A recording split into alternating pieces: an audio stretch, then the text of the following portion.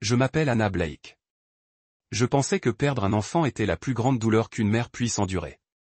Mais j'avais tort. Car, lors de ce qui devait être un jour de retrouvailles, un barbecue au bord du lac avec notre famille élargie, ma belle-sœur, celle qui m'appelait autrefois ma petite sœur, s'est présentée devant tout le monde, m'a regardé droit dans les yeux et m'a dit, « Peut-être que si tu avais vraiment surveillé ta fille au lieu de faire semblant d'être la mère parfaite, elle serait encore en vie. » Cette phrase a fait l'effet d'une lame en plein cœur, devant nos proches, notre famille, nos amis et mes 3 enfants survivants qui se tenaient à proximité. Que feriez-vous si votre douleur la plus sacrée se transformait en honte publique? Si toute votre famille vous tournait le dos et que la personne la plus cruelle était défendue simplement parce qu'elle était enceinte? Partagez vos impressions dans les commentaires. Aimez cette vidéo si vous avez déjà vécu une perte que d'autres ont ignorée et abonnez-vous à la chaîne pour suivre la suite de cette histoire où la vérité, les limites et le véritable amour se révèlent. Une étape à la fois. J'ai rencontré Nathan un après-midi d'octobre, alors qu'il était encore pompier dans la petite ville où je travaillais à temps partiel comme professeur d'art plastique. Il était venu à l'école maternelle pour enseigner les consignes de sécurité incendie aux enfants pendant que je peignais les fenêtres d'une maison de rêve en carton qu'ils avaient construite.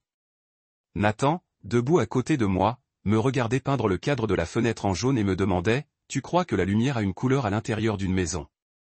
J'ai ri et j'ai répondu, « Je pense que oui, si on sait la conserver. » Nous nous sommes mariés 2 ans plus tard. Nathan a quitté la lutte contre les incendies après une blessure à la colonne vertébrale et a repris des études d'ingénieur. Il travaille maintenant pour une entreprise d'énergie solaire. C'est un homme calme, mesuré, introverti, profondément responsable. Je suis tout le contraire, émotive, douce, attirée par l'art et toujours convaincue que la gentillesse peut adoucir les blessures les plus profondes. Nous avons eu 4 enfants, chacun représentant une part vibrante de notre monde. Lucas, l'aîné, était obsédé par les livres sur l'espace. Ellie, notre cadette, adorait jouer du violon et peindre avec ses doigts. Jacob était le curieux qui demandait pourquoi à chaque instant. Et Grace, notre cadette, toute petite avec des boucles comme des nuages, était celle qui adorait se blottir sur mes genoux et me murmurer des histoires inventées sur des oiseaux qui ne parlent que quand personne ne les regarde. Nous vivions dans une maison en bois gris clair à environ 5 minutes à pied de chez mon beau-frère de Rurik. Derek et Nathan étaient proches depuis l'enfance, donc vivre près d'eux semblait une bonne idée. Sa femme, Candace, était toujours impeccablement soignée, vêtements repassés, cheveux en chignon, expression claire comme si elle faisait toujours une présentation. J'avais essayé d'être amical, mais dès le début, j'avais l'impression que nous vivions dans 2 mondes très différents. Dès nos premières conversations, Candace exprimait clairement sa désapprobation. « Tu l'as inscrite à quoi ? » « Un cours d'art. » « Pas très pratique, m'a-t-elle fait remarquer un jour quand j'ai déposé Ellie à un atelier de peinture après l'école. J'ai souri et répondu gentiment. Ça l'aide à exprimer ses sentiments. Candace a haussé les épaules. Les sentiments ne financent pas les études supérieures. Sur le moment, j'ai cru à une blague. Plus tard, j'ai compris. Candace avait une idée fixe de ce qui faisait une bonne mère, et je ne rentrais pas dans ce moule. Ses enfants étaient toujours premiers de classe, participaient à 3 activités extrascolaires et n'avaient jamais une seule trace de saleté sur eux. Pendant ce temps, les miens oubliaient parfois leurs devoirs, avaient des taches d'encre sur les mains et couraient pieds nus dans le jardin en dessinant des cartes au trésor à la craie sur le trottoir. « Tu es très patiente », m'a dit Candace un jour tandis que j'essuyais la peinture des cheveux de Grace. Mais je sentais quelque chose de froid sous ces mots, un mépris subtil derrière un sourire poli. Je vais laisser passer ces mots. J'avais peut-être trop bien appris à me taire. J'ai grandi dans un foyer où l'on enseignait aux femmes que maintenir la paix était la plus haute vertu et la patience une forme de force.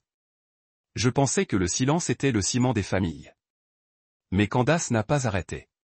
Quand Lucas a gagné le concours de sciences locales, elle a commenté, « Tu as dû l'inscrire à des cours particuliers. » Des enfants qui s'intéressent aux sciences, c'est un peu bizarre. Quand Ellie a été acceptée dans un programme d'été d'art, Candace a jeté un coup d'œil à la photo d'elle dans une robe peinte aux couleurs vives et a dit, « Tu devrais peut-être lui apprendre à s'habiller plus modestement si tu veux que les gens la prennent au sérieux. » Il n'a jamais élevé la voix, mais chaque mot, chaque regard était comme une coupure de papier, assez petite pour être ignorée, assez vive pour piquer. J'ai raconté ça à Nathan. Il a écouté, soupiré et m'a serré dans ses bras. Je pense que Candace est juste rigide, a-t-il dit. Et élever 3 enfants doit être stressant. Je suis restée silencieuse. Je me suis dit que si je tenais un peu plus longtemps, si j'essayais de mieux la comprendre, les choses se calmeraient. Mais toute endurance a des limites. Et j'ignorais que pendant que j'essayais de maintenir la paix, Candace forgeait discrètement l'image de moi comme une mère incompétente. Et quand la tragédie a frappé, elle n'a pas hésité à instrumentaliser la plus grande douleur de ma vie. Cette journée a commencé tout à fait normalement.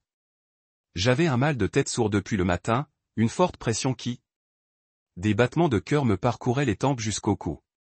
Nathan m'a conseillé de me reposer, mais je ne voulais pas que les enfants soient enfermés à l'intérieur par une si belle journée.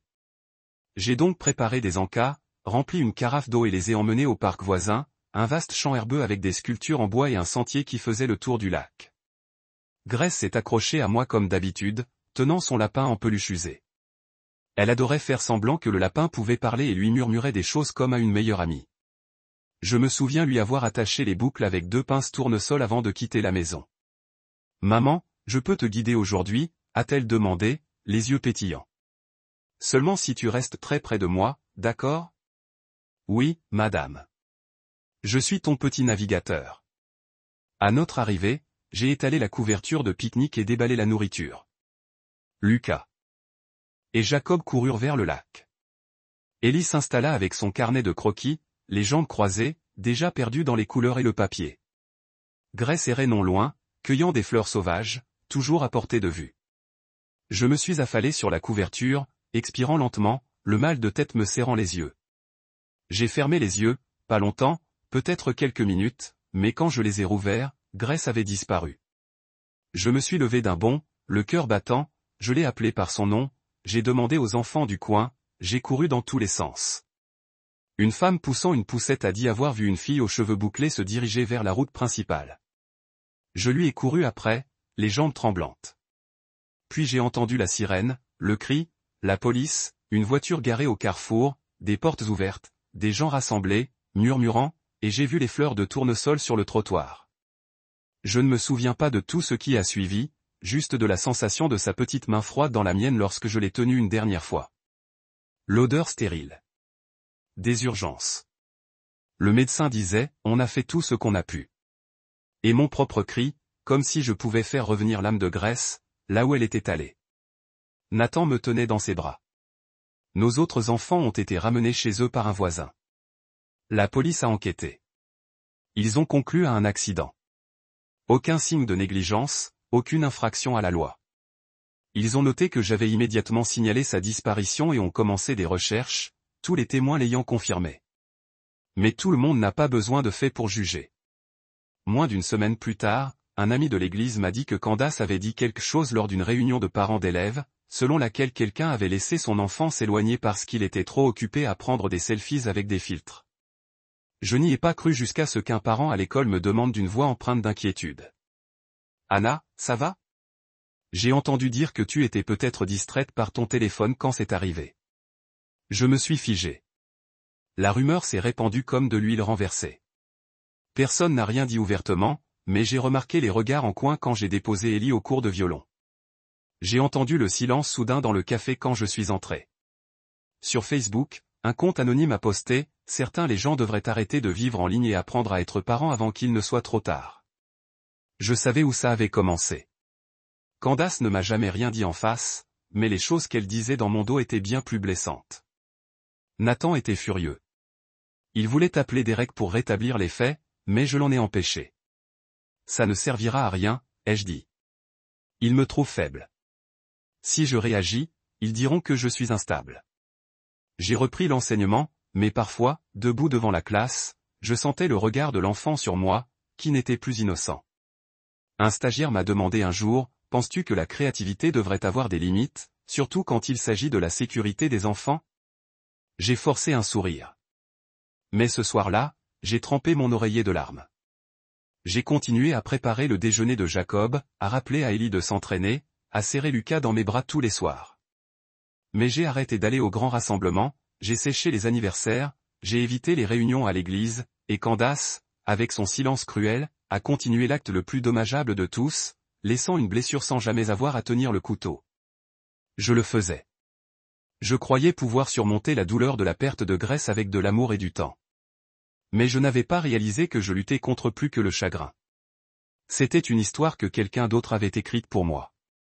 Une histoire dans laquelle j'étais la mère insouciante. Je ne sais pas quand c'est arrivé, mais la cuisine de ma maison, celle autrefois remplie du parfum des gaufres à la cannelle et des rires de mes enfants, était devenue un endroit où je restais assise des heures à fixer le sol, comme si j'attendais qu'une porte invisible s'ouvre et m'emporte loin de tout. Après les funérailles de Grèce, Carole, ma belle-mère, est arrivée avec une casserole de ragoût et une étreinte ferme. Pas de larmes, pas de regard insistant. Elle a simplement posé la casserole et a parlé. Une phrase sèche et glaciale. Il faut être forte, Anna. Mais il faut aussi être honnête. Tout le monde fait des erreurs, pourvu qu'on soit prêt à assumer ses responsabilités. Je suis resté figé. Tout ce que j'entendais, c'était un long bourdonnement sourd, comme si quelqu'un appuyait sur un klaxon dans ma tête. Que veux-tu dire ? ai-je demandé d'une voix sèche. Carole ajusta son châle, le regard perdu dans le vague. Je ne dis pas que c'est ta faute, mais si tu continues à te poser en victime, tu ne guériras jamais. Je n'ai pas répondu. Je savais que toute réaction serait qualifiée de trop émotionnelle. Nathan n'était pas là pour cette conversation. Il emmenait Jacob faire un examen de la gorge. Quand je le lui ai dit, il a soupiré. Maman dit des trucs comme ça. Tu sais comment elle est. Et tu penses que c'est normal. Non, mais elle vient de perdre sa petite fille. Chacun vit son deuil à sa manière. Cette réponse était comme des ciseaux discrets coupant quelque chose d'invisible entre nous. Je ne blâmais pas entièrement Nathan. Il a toujours été le pacificateur, celui qui évite les conflits. Mais c'est son silence, ce silence délibéré, qui m'a donné l'impression de m'éloigner encore plus de tout ce qui m'était autrefois cher. J'ai continué à essayer de maintenir la routine quotidienne. Je préparais toujours le petit déjeuner, je lisais toujours des histoires avant de dormir. Mais quand je regardais nos 3 enfants restants, je ne les voyais pas seulement. Je voyais l'espace que Grèce laissait entre eux. Je voyais le minuscule une chaise au bout de la table, maintenant plaquée contre le mur. Quelques semaines plus tard, alors que je triais de vieux courriels, j'ai reçu un message d'une amie qui travaillait au secrétariat de l'école, Lydia, qui m'avait un jour confié le trouble anxieux de son fils. Son courriel ne comportait que 2 lignes. Je me suis dit que vous devriez le savoir. Quelqu'un avait envoyé une lettre anonyme au directeur, intitulée « L'éthique d'une mère insouciante ». Mon cœur s'est arrêté un instant. Lydia a continué. Je l'ai supprimé juste après avoir informé le conseil, mais ils sont tenus d'enquêter. Je suis vraiment désolé. J'étais assise là, mon téléphone glissant de ma main sur la table. L'écran était toujours allumé, affichant la dernière ligne. La lettre affirmait que laisser son enfant mourir par inattention montre qu'on est inapte à enseigner à d'autres enfants. Je n'avais pas besoin que quelqu'un le dise à voix haute. Je savais que Candace était derrière tout ça. La froideur du ton, le calcul du texte, tout cela lui était familier. Et comme c'était anonyme, elle savait qu'elle ne pouvait pas être retrouvée. Mais c'était suffisant pour couper court à ce qui il me restait peu de dignité. 2 jours plus tard, j'ai été officiellement mis en congé administratif, dans l'attente d'une évaluation de ma santé mentale suite à un traumatisme familial. J'ai quitté l'école sans un mot, en veillant à ce qu'aucun élève ne me voie pleurer. De retour à la maison, j'ai verrouillé la porte derrière moi, allumé la radio pour atténuer le poids de l'air et me suis recroquevillé sous mon bureau comme un enfant effrayé par le tonnerre. Nathan m'a trouvé là en fin d'après-midi. Il n'a pas parlé, s'est juste assis à côté de moi et m'a doucement pris la main. « Tu veux que je parle à Derek ?» a-t-il demandé. « Pourquoi ?» ai-je murmuré. « Pour qu'il puisse parler à Candace. Peut-être qu'il faudrait la faire arrêter. » Je me suis tourné vers lui. Pour la première fois, je ne me sentais pas seulement comme une mère en deuil. J'avais l'impression d'être une personne qui se désagrège petit à petit. « Tu crois que c'est aussi simple ? » Non. Mais je ne sais pas quoi faire d'autre, Anna. Cette phrase, si sincère qu'elle me faisait mal, et pourtant si désespérée.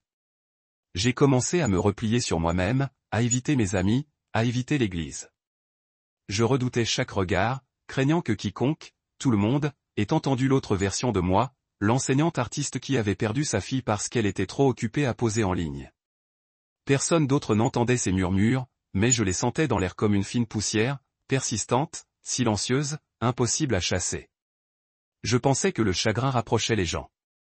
Je ne m'attendais pas à ce qu'il puisse aussi devenir une arme utilisée par ceux qui sont prêts à le détourner pour me peindre à leur image. Et quand même ma belle famille, ce que je croyais être mon soutien, a commencé à se taire à chaque nouvelle coupure que je subissais, j'ai contacté l'avocate Monica Rill par un après-midi pluvieux de mars. J'étais assise dans la voiture dehors. Je suis resté près de 10 minutes dans son bureau avant de trouver la force de sortir. Le bureau était modeste, un simple bâtiment de 2 étages en briques rouges avec une plaque en laiton ternie par le temps. Mais franchir cette porte vitrée, c'était comme ouvrir un nouveau chapitre de ma vie. Un chapitre où je ne me contenterai plus de subir. Monica avait la quarantaine. Cheveux courts, voix basse et regard perçant, comme quelqu'un qui a vu trop d'injustice.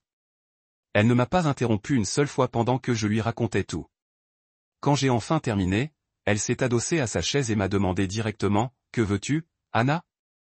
Des excuses, la justice, ou une protection pour ne plus jamais être blessée de la sorte ?» J'ai regardé mes mains. Elles ne tremblaient plus, mais au fond de moi, il y avait quelque chose de plus stable que la colère. Je veux m'assurer que personne ne puisse plus jamais me faire ça, ni à personne. Monica a hoché la tête. Alors, nous aurons besoin de preuves, non pas pour nous venger, mais pour fixer des limites. À partir de ce moment-là, j'ai commencé à rassembler la vérité tranquillement, délibérément, mais plus chaque semaine.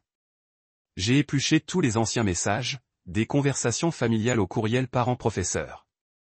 Les propos de Candace, qui semblaient autrefois anodins, sans chercher à commérage, ou simplement à apprendre à être de vraies mères, sont soudain devenus les pièces du puzzle d'une diffamation bien plus vaste et calculée. Monica a contacté les ressources humaines de mon école. Une fois les procédures légales clarifiées, un contact au service informatique a confirmé que le courriel anonyme adressé au directeur provenait de la même adresse IP que le Wi-Fi du domicile de Doric et Candace. Mais ce qui m'a glacé le sang venait d'ailleurs. Un après-midi, après que les enfants se soient couchés, un dossier a glissé du sac de Monica sur la table. Elle s'est excusée et l'a pris, mais j'avais déjà vu le nom en haut de la page. Sophia Blake. La fille de Derek et Candace. Qu'est-ce que c'est ? Ai-je demandé. Monica a hésité, puis a parlé prudemment. En examinant les dossiers d'assurance et financiers accessibles au public, nous avons découvert une série de demandes d'indemnisation médicale au nom de Sophia, déposées dans 2 établissements différents au cours de la même période. L'un d'eux concerne le traitement de l'anxiété. Mais la loi exige que les mineurs soient prescrits par un médecin et accompagnés d'un certificat d'un enseignant attestant de l'impact scolaire. Sur ce dossier, le vérificateur indiquait « C'est vous ». J'étais hébété. Ils ont utilisé mon nom pour falsifier un bulletin scolaire. Exactement. Et ce n'est pas tout, votre signature numérique a été copiée d'un ancien formulaire scolaire. Il y a des signes de fraude à l'assurance. Si cela était vérifié, cela pourrait être qualifié d'infraction fédérale. Le temps a passé, mais je l'ai à peine remarqué. Mon corps est resté immobile, mon esprit explorant chaque implication. Monica m'a doucement touché la main. Nous n'avons rien à rendre public pour l'instant. Toutes les preuves seront présentées si nécessaire. Mais j'ai besoin de savoir, voulez-vous porter plainte ? J'ai secoué la tête. Pas encore. Pourquoi ? J'ai regardé par la fenêtre. La pluie s'était calmée. Le ciel était gris, mais calme. Parce que si je porte plainte maintenant, ils diront que je le fais par méchanceté. Je ne veux pas me venger. Je veux qu'ils comprennent que je ne me suis pas tu par faiblesse. Je me suis tu parce que je me préparais, pas parce que je capitulais. À partir de ce jour, j'ai commencé à réorganiser ma vie. J'ai changé nos habitudes, retiré les enfants du groupe de soutien scolaire où l'enfant de Candace participait également, changé mon numéro de téléphone, quitté le groupe familial et supprimé toutes les photos de la famille de Nathan de mes réseaux sociaux. Je n'ai rien dit à Nathan, mais il l'a remarqué. Un soir, il m'a demandé, « Qu'est-ce que tu fais ?» Je ne me suis pas retourné. Je reprends ce qui m'appartient. Il a hésité. Je sais que tu es en colère contre Candace, mais c'est ta belle-sœur, la mère de ta nièce. Je me suis tourné vers lui. Tu sais qui elle est, et je sais que je ne pourrai pas être une bonne mère pour mes enfants si je continue à me laisser marcher sur les pieds par quelqu'un qui porte l'étiquette de famille. Les mots ne sont jamais venus. Mais le lendemain soir, il a fait la vaisselle pendant que j'étais assise avec Ellie. Calme mais présent. Il conduisait les enfants à l'école au lieu de simplement me demander si j'allais bien. Je ne suis pas sûr qu'il ait bien compris, mais je l'ai vu essayer. Et en moi, quelque chose a commencé à grandir. Ni la peur, ni la colère, mais la clarté. La nouvelle de l'hospitalisation de Carole est tombée un lundi matin, alors que je préparais le café et qu'Ellie aidait Jacob à lasser ses chaussures pour l'école. Nathan était figé dans la cuisine, le téléphone à l'oreille. Je l'ai entendu murmurer, AVC léger, état stable au centre de rééducation, puis silence. Je n'ai pas demandé. Je le savais déjà. Mais Nathan a continué à parler comme s'il essayait de se convaincre. Maman va bien. Un peu confuse, mais le médecin dit qu'elle devrait se rétablir. Derek veut savoir si tu aimerais amener les enfants. J'ai servi le café sans lever les yeux. Non, Nathan a marqué une pause. Je sais. Je sais que tu es toujours bouleversé. Mais c'est leur grand-mère. Je posai la tasse, me tournai vers lui et dis lentement, non, Nathan, je ne suis pas fâché. Je suis clair. Et je le sais. Nos enfants n'ont pas besoin de côtoyer des gens qui sont restés silencieux quand leur mère était humiliée, puis qui sont revenus en pleurs quand ils avaient besoin de prouver quelque chose aux autres. Il ne protesta pas, mais je voyais la même fatigue dans ses yeux. Une partie de lui savait que j'avais raison. Une autre partie voulait juste que tout rentre dans l'ordre. 3 jours plus tard, j'ai reçu un appel de l'école primaire d'Ellie. « Anna, je suis désolé de vous évoquer ce sujet, » dit la directrice Simons d'une voix prudente. Cet après-midi, une femme est venue se faire passer pour une parente et a essayé de récupérer Ellie après l'école. J'ai attrapé le téléphone. Comment s'appelle-t-elle? Andy Blake. Elle a dit qu'elle était là pour votre beau-frère, mais heureusement, Ellie s'est souvenue de la liste des personnes à récupérer. Elle a refusé d'y aller et l'enseignante surveillante m'a immédiatement prévenu. J'ai eu un coup de fil pendant un moment. Merci. Merci beaucoup d'avoir suivi le protocole. Le lendemain matin, je suis allé directement à l'école, j'ai rencontré le conseiller juridique du district, j'ai soumis les documents de garde mis à jour, j'ai actualisé la liste des enlèvements autorisés et j'ai déposé une demande d'injonction de ne pas faire contre Candace Blake. J'ai également demandé des transferts scolaires pour mes 3 enfants. Je ne voulais pas qu'ils grandissent dans un nuage de suspicion et de confusion créé par des adultes trop égoïstes pour se rendre compte des dommages qu'ils avaient causés. Quand Nathan l'a entendu, il a expiré lentement. Tu es sûr? Candace ne se contente plus de bavarder dans mon dos, Nathan. Elle essaie d'avoir accès à notre enfant. Elle utilise la santé de ta mère comme une porte dérobée pour entrer dans ma vie. Ce n'est pas un drame familial. C'est une question de sécurité. La même semaine, j'ai changé de numéro de téléphone. J'ai désactivé toutes les notifications des réseaux sociaux. J'ai acheté un nouveau téléphone pour Lucas, un téléphone qu'il utilisait uniquement pour nous contacter directement, Nathan et moi. Les enfants n'ont pas posé de questions. D'une certaine manière, mon silence les a plus rassurés que n'importe quelle longue explication. Pourtant, une partie de moi continuait à regarder. Enregistrement. J'ai sauvegardé le message vocal j'ai fait des captures d'écran de mes contacts à l'école, j'ai classé tous les emails et messages de la famille de Nathan. Je ne cherchais pas à déclencher une guerre. Je voulais juste être prête si jamais je devais à nouveau me protéger, moi et mes enfants. Je pensais avoir la situation sous contrôle jusqu'à ce qu'un soir, alors que je pliais du linge dans la buanderie, je reçoive un SMS d'un numéro inconnu. Saviez-vous que Candace envisage de se présenter à la présidence de l'association des parents d'élèves du district? Nous sommes dans la même école et elle se présente comme la mère maltraitée émotionnellement par sa belle-sœur. Le message venait d'Angela, la femme du cousin de Nathan. Elle s'impliquait rarement dans les problèmes familiaux. Angela a ajouté, elle dit aux gens que vous êtes jalouse d'elle parce que ses enfants réussissent mieux. Que vous l'avez menacée et que vous avez interdit à vos enfants de jouer avec les siens. On dirait qu'elle essaie de se faire passer pour une victime pour obtenir du soutien. Candace n'avait pas arrêté. Elle avait intensifié ses violences, transformant mes limites en violences psychologiques. Utilisant mon silence comme preuve de dédain, mon retrait comme preuve d'isolement, et avec son don pour les apparences, je savais que certains y croiraient. Je me suis affalé sur le sol de la buanderie, dos contre le sèche-linge, la chaude lumière jaune projetant de douces ombres sur les serviettes à moitié pliées.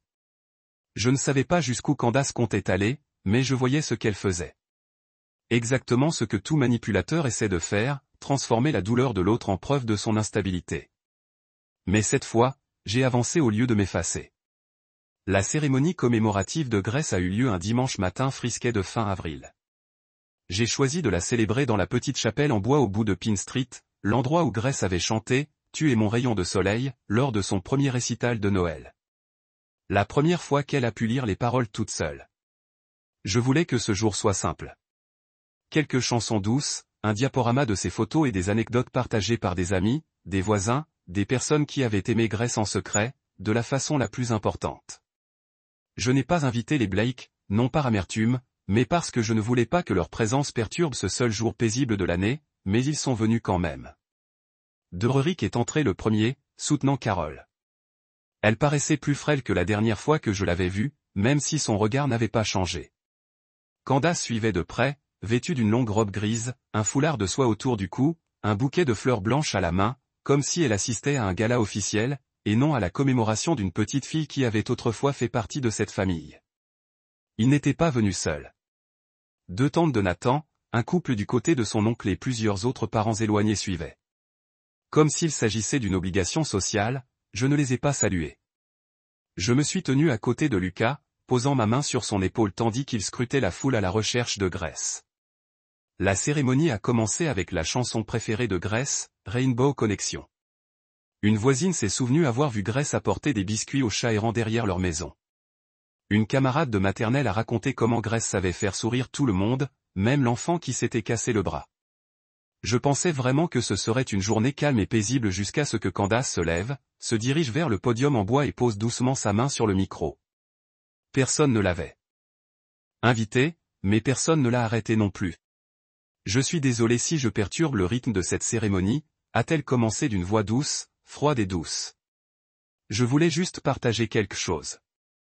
En tant que mère, proche, témoin de cette perte, je me suis agrippé à la coudoir de ma chaise. Nous, les mères, sommes souvent tellement absorbés par la recherche des standards des autres. Des photos parfaites, des carrières stables, des enfants brillants. Mais est-ce que ça vaut la peine si on oublie l'essentiel? Être vraiment présente avec nos enfants. Une chaise a légèrement craqué. Je ne me suis pas retourné, mais j'ai clairement entendu Lucas déglutir avec difficulté. Candace a continué, les yeux rivés sur la pièce. Je ne dis pas ça pour blâmer qui que ce soit, mais pour nous rappeler à tous ceux qui ont encore nos enfants avec nous. Ne laissez pas le deuil devenir une excuse. Qu'il soit un signal d'alarme. La pièce est devenue silencieuse, comme si l'air avait été aspiré. J'ai avancé sans un regard vers Candace. Je suis allé directement à la table technique au fond, où le projecteur et l'ordinateur portable étaient installés. J'ai ouvert un fichier, je n'ai rien dit, je n'ai rien prévenu. La vidéo a commencé. Sur le grand écran au centre de la chapelle, une vidéo est apparue. Dans sa cuisine, Candace se tourna légèrement de côté, sa voix cristalline à travers l'enregistreur que j'avais caché pendant la fête d'anniversaire d'Ellie l'année dernière, quand Candace pensait que personne ne l'écoutait. Elle avait l'air d'avoir craqué, ce qui signifiait que Grace était morte parce que sa mère était trop occupée à vivre en ligne. Un cas classique de mère douée en peinture mais nulle en éducation. Mais laissons-la se débrouiller toute seule. Les gens comme ça finissent toujours par s'autodétruire. Un léger halètement s'éleva de quelque part dans les bancs. J'ai vu Carol serrer son sac à main, ses lèvres remuant sans un son. J'ai cliqué sur la deuxième vidéo. L'écran est passé à une image des documents d'assurance. Mon nom utilisé comme éducateur vérificateur pour l'enfant de Candace avec une fausse signature numérique. À côté se trouvait un courriel interne de Monica à mon intention. Ceci constitue une fraude médicale au regard de la police d'assurance fédérale. Des murmures ont commencé à se faire entendre. L'une a poussé un profond soupir. Une autre a baissé les yeux. Je ne me suis pas arrêté. J'ai montré la diapositive suivante. Des captures d'écran des messages de Candace à ses collègues mères de l'association de parents d'élèves. Et, tout aussi faible, une petite poussée. Et elle s'effondre. Elle a perdu son enfant et agit comme si le monde lui devait quelque chose. Quand la dernière image s'est estompée, je me suis redressé. Je n'ai pas montré ça par vengeance. J'ai gardé le silence trop longtemps, et le silence permet à la cruauté de se faire passer pour normale. Candace resta figée. Son visage était devenu pâle comme un fantôme. Dererick baissa la tête, la main pressée contre son front comme s'il voulait disparaître. Carol resta assise, les 2 mains agrippées à son chapelet, sans rien dire. Une femme au rang du milieu murmura « Oh mon Dieu !» Je la défendis. Une autre femme, la mère d'un ancien camarade de classe de Lucas, sortit son téléphone. J'appelle quelqu'un que je connais à la caisse d'assurance maladie. On ne peut pas passer sous silence ça. L'atmosphère dans l'église était pesante. Ce n'était plus une commémoration. C'était le moment où la vérité s'est manifestée dans sa forme la plus crue, la plus indéniable. Pas de cris, pas de larmes, seulement des faits. Et ce genre de silence qui ne recule pas, mais écoute. Le silence n'est non pas de la honte, mais de la vérité qui affleure. Je suis retourné à ma place et me suis assis à côté d'Ellie. Elle m'a pris la main et l'a serré fort. Après cette cérémonie, la nouvelle s'est répandue plus vite que prévu. Une semaine plus tard, la police a officiellement ouvert une enquête sur la fraude à l'assurance de Candace et a lancé une enquête fédérale pour usurpation d'identité. Je n'ai fait aucune déclaration publique. Je n'ai rien publié en ligne. J'ai laissé le silence se dérouler comme il se devait, honnêtement, sans avoir besoin d'explications. Mais un mercredi après-midi, alors que j'épluchais des pommes dans la cuisine pour Ellie, on a frappé 3 fois à la porte. C'était Derek. Il se tenait là, les mains vides, la chemise froissée, les yeux rougis. Comme s'il n'avait pas dormi depuis des jours. Le jardin derrière lui brillait de soleil, mais son visage était enveloppé par quelque chose de plus lourd, quelque chose que j'ai reconnu comme un regret sincère. Je sais, a-t-il étranglé tandis que je franchissais le seuil de la véranda. Je sais que je n'ai pas le droit de demander quoi que ce soit, mais je n'en peux plus. Je me suis retenu. Derek a inspiré, les yeux pétillants d'une lueur proche de la honte. Andy, elle n'a pas seulement utilisé ton nom. Elle a falsifié des documents de santé mentale pour une autre fille, la fille de sa collègue, afin de retirer la garde de la mère biologique. J'ai senti un frisson dans la nuque. Elle a dit que si je ne l'aidais pas, elle me dénoncerait pour négligence envers un enfant. Je suis restée silencieuse. J'étais une lâche. Je l'ai laissé faire ces choses, pensant que tout cela passerait comme ça. Derek s'est effondré sur le banc de pierre, les mains sur son visage. J'ai tout perdu, Anna. Même mon propre fils ne me parle plus, et je le mérite. Mais toi, non. Tu ne méritais pas ça. Les mensonges, la diffamation, l'isolement.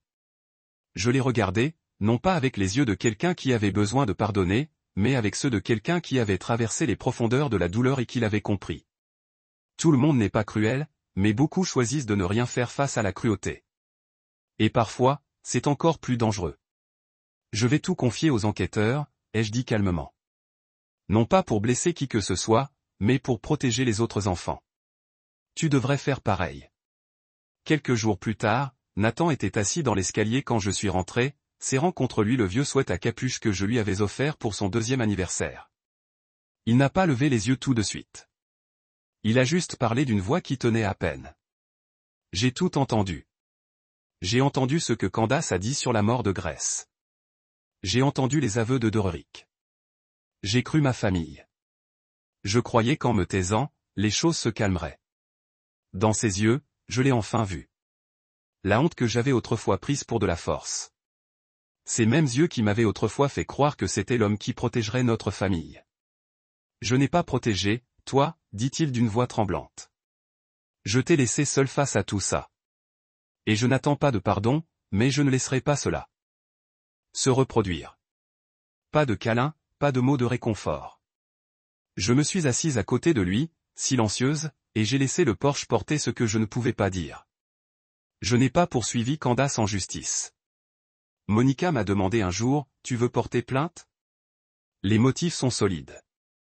J'ai secoué la tête. Ils n'ont pas besoin de moi pour les faire tomber. Ils ont suffisamment contribué à leur propre destruction. Mais je n'ai rien gardé. J'ai soumis toutes les preuves, les documents d'assurance, le témoignage de Derek, les enregistrements de la cérémonie commémorative aux enquêteurs et aux services sociaux. Je n'ai laissé aucun mot, je n'ai pas signé en tant que partie impliquée. J'ai simplement fait ce qu'il fallait faire. Puis j'ai changé de numéro, bloqué tous les contacts avec la famille de Nathan, même les messages étiquetés pour le bien de l'enfant. Parce que j'avais appris ça. Certaines blessures, si on les touche à nouveau, ne font pas que me faire mal. Ils feront craquer les enfants qui ont besoin de moi pour être leur endroit sûr. Je n'ai pas pardonné pour que les autres puissent mieux dormir la nuit. Je lâche prise pour que je n'aurai pas à traîner le passé derrière moi comme une valise sans fond. Et une fois que je l'ai laissé tomber, j'ai réalisé que mes mains étaient encore assez libres pour conserver les bonnes choses qui attendent à venir. Il m'a fallu près de 8 mois pour rassembler la force de reculer dans la pièce qui était mon studio d'art. La lumière du soleil a toujours coulé par la grande fenêtre comme avant, mais il n'y avait pas de minuscules pas traversant des boîtes de crayons. Pas de rire qui brise le calme alors que Grace essayait de colorer à l'extérieur des lignes justes pour enfreindre les règles artistiques de Mommy. Quelques crayons étaient toujours assis exactement là où nous les avons laissés, comme si le temps s'était arrêté dans cet espace depuis cette journée irréversible. J'ai repris mon siège, ouvert le carnet de croquis et lui ai donné un nom. La chambre de Grace, non pas pour commémorer, mais pour créer un espace où des enfants comme Grace et des mères comme moi pourraient venir sans avoir à expliquer leur douleur. Un endroit pour simplement respirer et peindre de nouvelles couleurs sur la vie. Au début, seuls 3 enfants se sont inscrits. L'une venait de perdre sa mère dans un accident de voiture. Un garçon vivait avec sa grand-mère alors que les 2 parents étaient en prison. Et une fille calme qui ne parlait pas du premier jour, mais a tiré une photo d'une porte sans poignée. Je n'ai pas posé de questions. Je les laisse dessiner. S'ils voulaient parler, ils le feraient. Quelques semaines plus tard, un essai est apparu sur la page de l'école de Lucas. Le titre disait « La famille n'est pas toujours en sécurité. Les choses que nous ne disons pas ». Je l'ai lu et je ne pouvais pas retenir les larmes quand j'ai vu ce que mon fils a écrit. J'adore l'oncle Derek et même la tante Candice, mais cela ne signifie pas qu'ils ne m'ont pas fait de mal. Je pensais que si je me comportais mieux, je suis resté silencieux pour protéger leur image si ça me faisait un coup de travail. Le mur en face de la chambre de Grace a recommencé à chanter. Dire quoi que ce soit quand je lui ai donné. Mais la semaine suivante, il m'a envoyé un texto pendant sa pause déjeuner. J'ai pris rendez-vous. Je pense qu'il est temps que j'ai appris à être à nouveau un mari, un père et un homme. Un jour, il m'a parlé de sa première session. Le conseiller a demandé « À quand remonte la dernière fois que vous avez dit désolé sans vous attendre à être pardonné ?» et je n'ai pas pu répondre « Anna ?» Il m'a regardé comme un garçon, réalisant enfin la profondeur de ses erreurs. Je ne sais pas si je mérite un nouveau départ, mais je ne resterai plus sur la touche. Cette Thanksgiving, je n'ai pas rôti de dinde.